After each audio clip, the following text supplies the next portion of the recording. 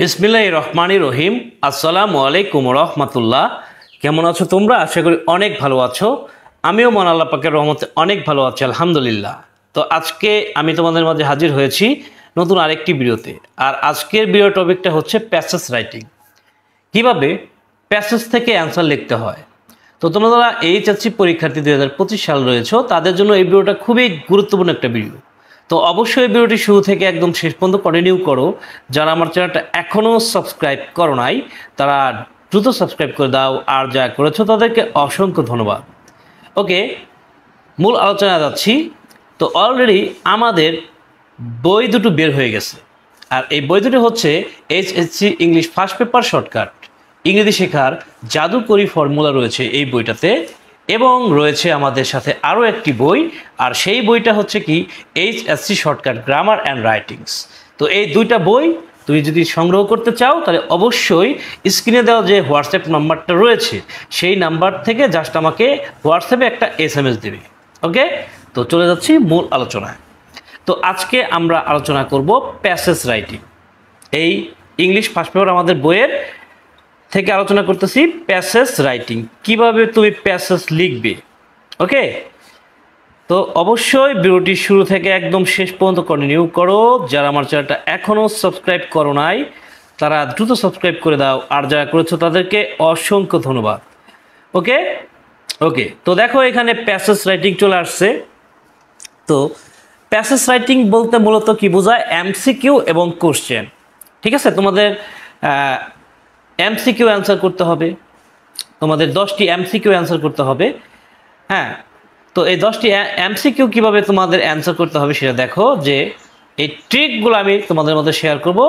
এই ট্রিকগুলো শেয়ার করার ফলে তুমি এই ট্রিকগুলো যদি তোমার ব্রেনের মধ্যে সেভ রাখতে পারো তাহলে অবশ্যই তুমি প্যাসেজের যে MCQ তোমার যে 5টা বা 10টা যাই আসুক ওই 10টাই তোমাদের হবে ইনশাল্লাহ। ঠিক আছে, ওকে। তো দেখো এখানে যে প্রশ্নে যদি ইনভার্টেড কমা উল্লেখ থাকে, উল্লেখ থাকে তাহলে অপশন হতে সিনোনিম উত্তর করতে হবে। হ্যাঁ, তো কীরকম বিষয়টা একটু ভালোভাবে বোঝার চেষ্টা করো যে প্রশ্নে ইনভার্টেড কমা এটা মানেটা কি। যে দেখো এখানে দেখো যে আছে কি দি ওয়ার্ড ফর্ম মিনস। তো দেখো এখানে যে ফর্ম শব্দটা রয়েছে এই ফর্ম শব্দটার মধ্যে কিন্তু ইনভার্টেড কমা আছে। তো এরকম যদি কোনো কোশ্চেনে MCQ এর কোনো কোশ্চেনে যদি এরকম দেখো যে ইনভার্টেড কমা আছে, তাহলে ওই ইনভার্টেড কমা যদি থাকে তাহলে তার উত্তর তুমি প্যাসেজ থেকে খুঁজতে যাবা না, কারণ শুধু তোমার সময় নষ্ট হবে তাতে। কারণ এখানে বলা হচ্ছে যে এই যে এই ফর্মের শব্দের অর্থটা কি, হ্যাঁ এটা বলা হয়েছে। এখন এই ফর্ম শব্দটা অবশ্যই প্যাসেজের মধ্যে আছে। এই ফর্ম শব্দের যে অর্থ, হ্যাঁ ফর্ম শব্দের যে আরও অর্থ হতে পারে সেই অর্থ, যেমন বাংলা শব্দের বাংলা অর্থ হয়, এরকমভাবে ইংরেজি শব্দের কি ইংরেজি অর্থ হয়। তো এই ফর্ম শব্দটার অর্থ কিন্তু প্যাসেজের মধ্যে দেওয়া নাই। তো এটা তোমার নিজের এখন বের করতে হবে। এখন কিভাবে বের করবা? দেখো এই যে ফর্ম, এটার বাংলা হচ্ছে গঠন, ফর্ম অর্থ গঠন। তো এখানে দেখো ফ্রম মানে হতে, যেটা গঠন শব্দটার সাথে যায় না। রিমুভ মানে দূর করা, যেটা আসলে এই গঠন শব্দের সাথে যায় না। এরপরে গিভ আপ মানে ত্যাগ করা, এটা গঠন শব্দের সাথে কোনোভাবেই যায় না। তাহলে দেখো অপশন 3টা তোমার যাচাই করা শেষ। তাহলে এখন স্ট্রাকচার অর্থ কি? স্ট্রাকচার অর্থ হচ্ছে গঠন, যেটা আসলে এই ফর্ম শব্দের সাথে যায়, যেই কারণে এটাই হচ্ছে এখানে অ্যান্সার। তো এভাবে তোমাকে দেখতে হবে, অপশন ঘেটে তোমাকে দেখতে হবে যে এই যেটা ইনভার্টেড কমা দিয়ে আছে এই শব্দের সাথে কোন ওয়ার্ডটা যায় অপশনের, সেটাই হবে তোমার উত্তর। ট্রিক নাম্বার 2, প্রশ্নে ইনভার্টেড কমা উল্লেখ যদি না থাকে, যদি এই যে এরকম যে আগের প্রশ্নের মতো যদি ইনভার্টেড কমা উল্লেখ না থাকে তাহলে সেই ক্ষেত্রে তুমি অবশ্যই প্যাসেজ থেকে বের করবা। ঠিক আছে, যেমন এখানে দেওয়া আছে the practice of dowry is dash in Bangladesh. হ্যাঁ, বলা হচ্ছে যৌতুকের চর্চা বাংলাদেশে কীরকম, এটা তোমাকে বের করতে হবে। তো এখানে দেখো অপশনগুলোতে যে বিষয়গুলো আছে সেটাতে দেখো নাম্বার এতে আছে লেজিটিমেট, যার অর্থ হচ্ছে বৈধ, হেভি যার অর্থ হচ্ছে ভারী, ইরেগুলার যার অর্থ হচ্ছে অনিয়মিত, আর ভ্যান্ট যার অর্থ হচ্ছে নিষিদ্ধ। তো অবশ্যই এই 4টা অপশনের মধ্যে থেকে একটা তো অবশ্যই সঠিক উত্তর আছে, সেই সঠিক উত্তরটা তোমার এখন বের করতে হবে। এখন প্রশ্নে যেহেতু ইনভার্টেড কমা নাই, তাহলে অবশ্যই তার উত্তর প্যাসেজে আছে। হ্যাঁ, তো দেখো এখানে লেজিটিমেট, এটার অর্থ হচ্ছে বৈধ, এটা হচ্ছে এখানে সঠিক উত্তর।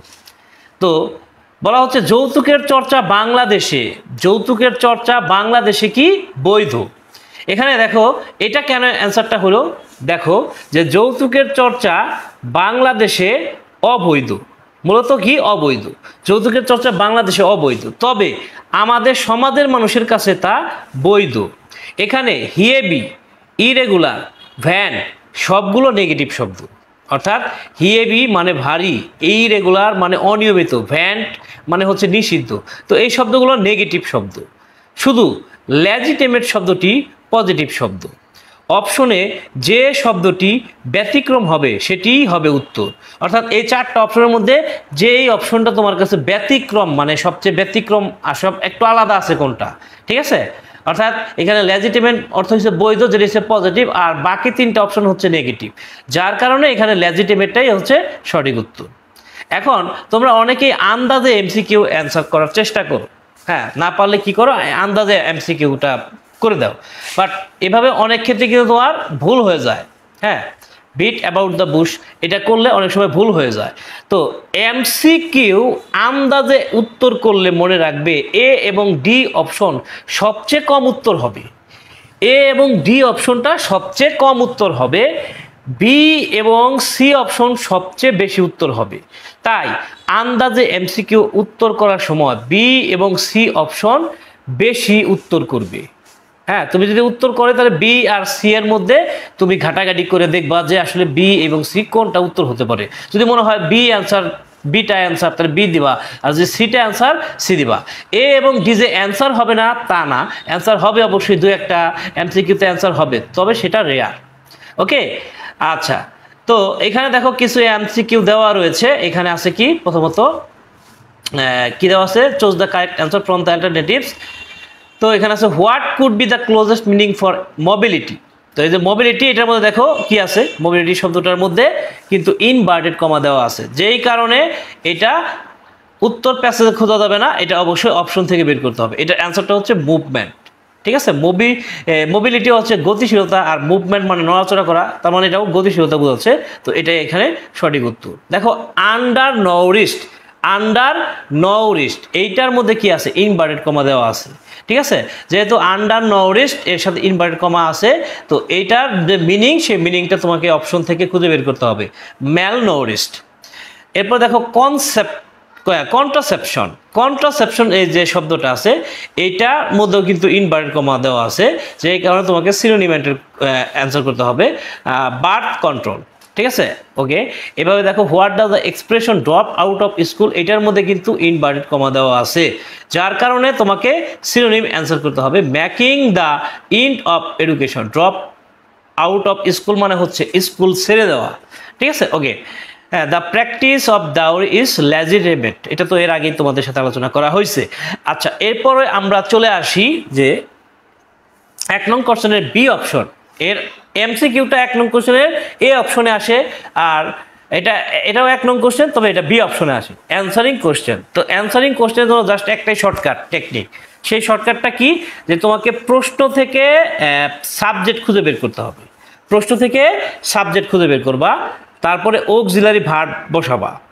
অক্সিলারি ভার্ব যদি না থাকে, অর্থাৎ এম ইজ আর ওয়াজ আর এগুলো না থাকে, ডু ডাজ ডিড থাকে, তাহলে মনে রাখতে হবে সেই ক্ষেত্রে যে প্রশ্ন তোমার এই কোশ্চেনগুলোর মধ্যে যে প্রশ্নটা, এই প্রশ্নের যে মধ্যে যে ভার্ব ওয়ানটা আছে সেই ভার্ব ওয়ানটা ব্যবহার করতে হবে। যদি ডু উল্লেখ থাকে তাহলে তুমি ভার্ব ওয়ান ব্যবহার করবা সাবজেক্টের পরে, হ্যাঁ। আর যদি ডাজ উল্লেখ থাকে তাহলে ভার্ব ওয়ানের সাথে এস বা ইএস করে দিবা, আর যদি ডিড থাকে তাহলে ভার্ব টু বা ভার্বের পাস্ট ফর্ম করে দিবা।